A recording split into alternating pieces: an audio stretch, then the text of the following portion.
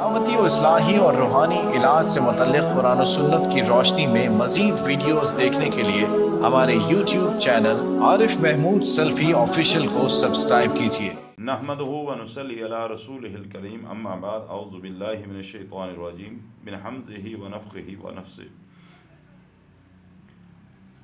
کسی بھائی کا یہ سوال تھا کہ میں عرصہ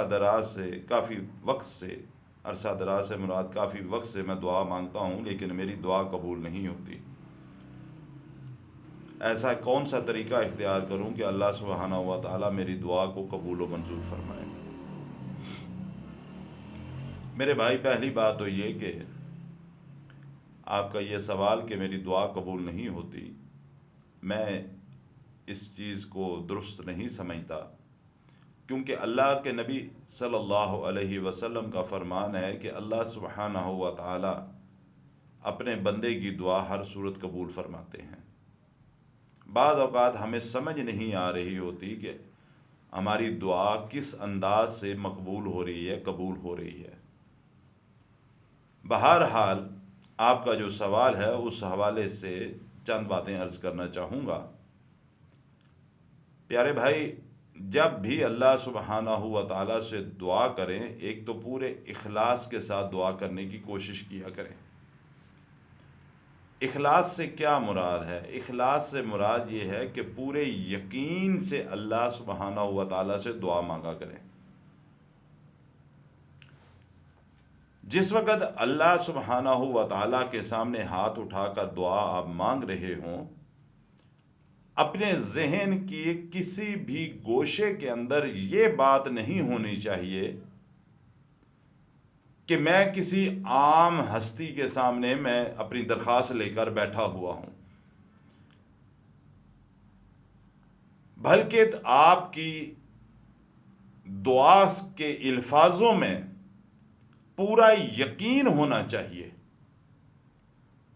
توجہ کے ساتھ ساتھ پورا یقین ہونا چاہیے کہ اللہ، میں آپ سے جو درخواست کر رہا ہوں، جو دعا کر رہا ہوں،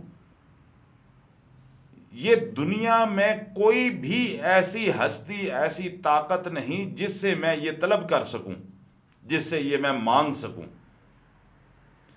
آپ واحد ذات ہیں کہ جس کے سامنے میں ہاتھ پھیلاتا ہوں، آپ واحد ذات ہیں جس کے سامنے میں جھولی پھیلا کر بیٹھا ہوا ہوں۔ آپ کے علاوہ کوئی ایسی ذات نہیں جس سے میں یہ درخواست کر سکوں، یہ دعا کر سکوں، یہ چیز مانگ سکوں، پورے یقین کے ساتھ۔ اور دوسری بات، جب دعا آپ مانگ رہے ہوں تو اس میں جلد بازی کی کوشش نہ کریں۔ مثلا گناہوں کی معافی، یا اللہ میرے گناہ معاف فرما دے، بس میں نے اتنے لفظ کہے اور ساتھ ہی اگلے کچھ اور مانگنا شروع کر دیا۔ جلد بازی نہیں ہونی چاہیے۔ اللہ کے نبی صلی اللہ علیہ وسلم جب اللہ سبحانہ و تعالیٰ سے دعا مانگا کرتے تھے تو ایک ایک کلمہ بار بار اس کو دہراتے۔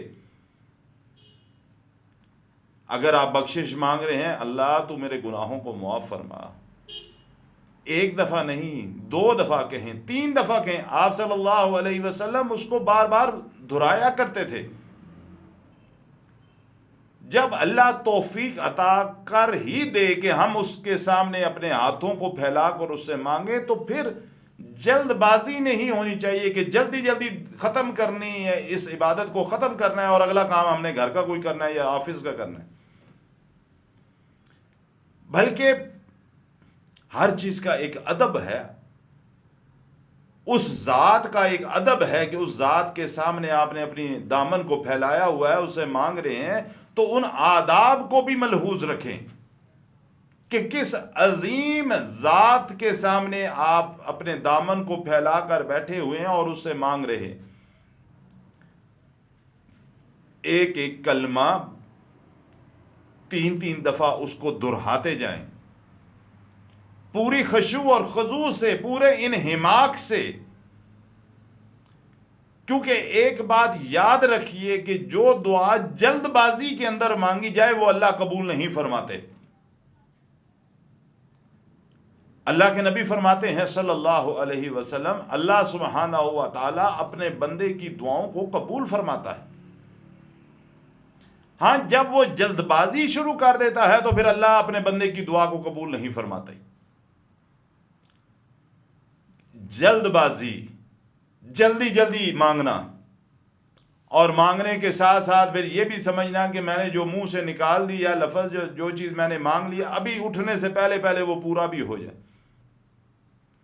یہ اللہ سبحانہ و تعالیٰ کی ذات بہتر جانتی ہے کہ جو چیز میں اللہ سے مانگ رہا ہوں وہ مجھے کس وقت چاہیے، کب چاہیے، کیسے چاہیے۔ میں اپنی انسانی عقل سوچ کے مطابق میں اس چیز کی دعا کر رہا ہوں، اس کو طلب کر رہا ہوں، لیکن وہ چیز کب میرے لیے فائدہ مند ہے اور کب مجھے عطا ہوگی، اس کا فیصلہ اللہ کی ذات فرمائیں گے۔ اپنی دعا کے اندر ٹھہراؤ پیدا کیجئے، جلد بازی نہ کیجئے، پوری دل جمی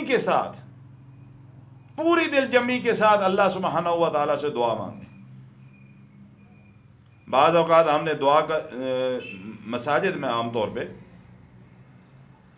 دعا مانگتے ہوئے طریقہ دیکھا ہے کہ مولوی صاحب نے ہاتھ اٹھائے، عوام الناس نے بھی ہاتھ اٹھائے، دعا مانگی جا رہی ہے، اور اس کے بعد لوگوں نے ہاتھ اٹھائے ہوئے ہیں، ساتھ دوسروں کو اشارے کر کے باتیں سمجھا رہے ہیں، تو فلاں کام کر لے، تو فلاں کام کر رہے۔ اگر مسجد میں کھانا لگنا ہے تو ہاتھ ویسے اٹھائے ہوئے، آمین آمین آمین، دوسرے کو اشارہ کریں، وہ کھانا وہاں رکھو، یہ برتن وہاں رکھو، اٹھا کے رکھو۔ یہ سب کیا ہے؟ کبھی سوچی ہم نے یہ بات کہ ہم کس عظیم ذات کے سامنے ہاتھ اٹھا کر بیٹھے ہوئے ہیں، اور یہ میں تو سمجھتا ہوں اس کی توہین ہے کہ ہاتھ ادھر اٹھایا ہوا ہے، دل و دماغ کہیں اور متوجہ ہیں، پھر ہم کہتے ہیں ہماری دعا قبول نہیں کرتا۔ اور ایک اور کمزوری جو ہم مسلمانوں کے اندر ہے کہ ہم 2-4 دن دعا کی، ہفتہ 10 دن کے بعد ہم تنگ پڑنا شروع ہو جاتے ہیں، اتنے دن ہو گئے ہمیں دعا مانگتے ہوئے، وہ قبول ہی نہیں کرتا۔ پہلی بات تو یہ ذہن میں رکھیے، وہ خالق ہے، ہم اس کی مخلوق ہیں، ہمارا کام ہے مانگنا، وہ عطا ضرور کرے گا، لیکن یہ بھی تو ہو سکتا ہے وہ ہمیں کسی آزمائش کے اندر ڈال کر ہمیں آزما رہا ہو کہ میرا بندہ اگلے لمحے کیا کرتا ہے۔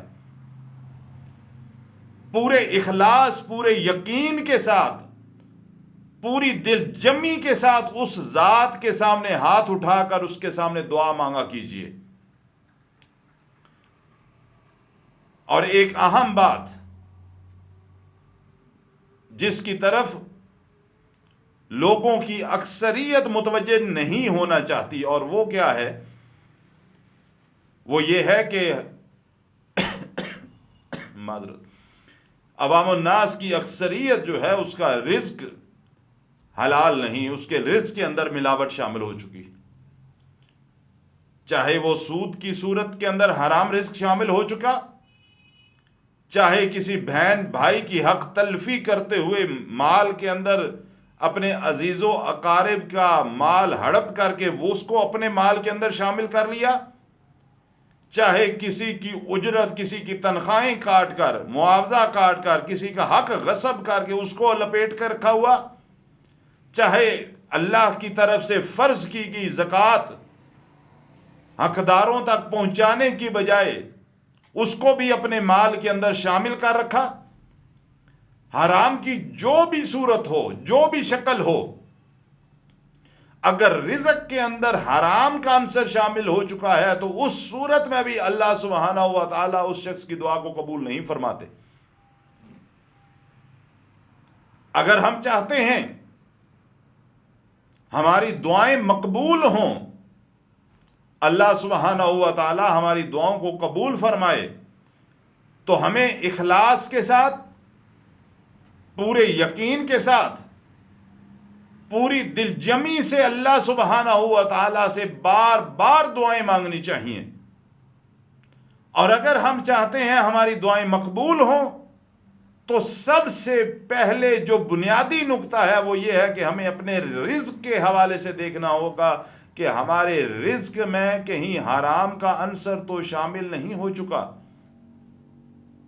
اگر رزق حرام کا ہے تو میرے بھائی گھر بیٹھ کر نہیں، کعبے کے اندر جا کے بھی دعائیں مانگو، اللہ تب بھی قبول نہیں فرماتا۔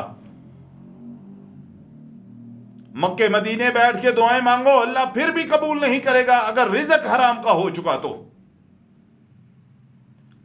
قبولیت کے لیے لازم ہے، عبادات کی قبولیت کے لیے، دعاؤں کی قبولیت کے لیے، اور دعا بھی عبادت ہے، عبادت کی کوئی بھی شکل ہو اس کی قبولیت کے لیے لازم ہے کہ آپ کا رزق حلال کا ہونا چاہیے، اس میں حرام کا عنصر شامل نہ ہو۔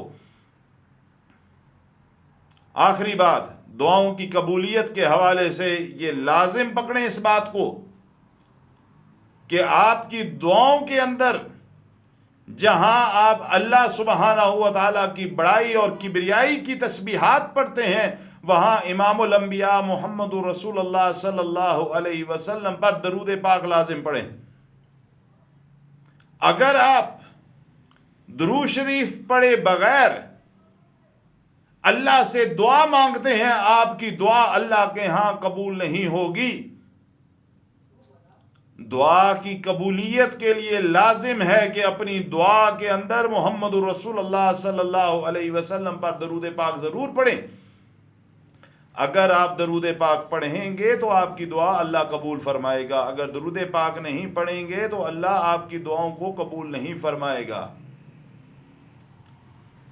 درود پاک پڑھنا عبادت کا وہ حصہ ہے، جتنا زیادہ درود پاک پڑھو گے، جتنا زیادہ درود پاک پڑھو گے، اللہ سبحانہ و تعالیٰ تمہارے گناہوں کو بھی معاف فرمائے گا، جنت کے اندر تمہارے درجات کو بھی بلند فرمائے گا، اور بن مانگے جو تمہارے دلوں کے اندر ہوگا اللہ تبارک و تعالیٰ بن مانگے تمہیں عطا کرتا چلا جائے گا۔